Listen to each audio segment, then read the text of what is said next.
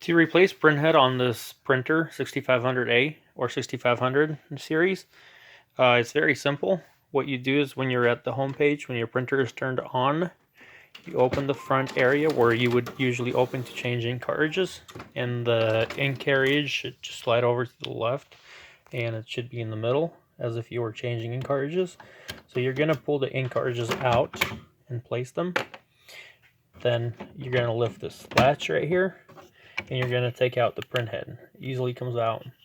If you're having problems with the printhead for whatever reason, first check the contacts to be clean on here and also on the carriage unit.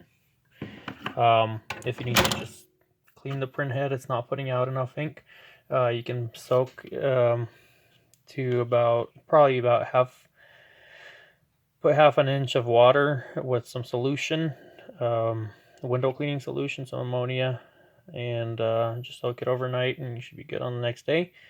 You don't have to fully submerge the printhead, just the bottom of it.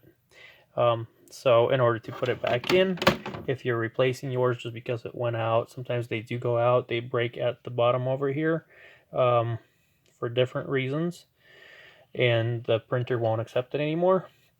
So if you're putting a new one in or a replacement into the printer, this is how you do it. Basically, it's very simple with these printers. Put it back in, put the latch back down, and close the printer.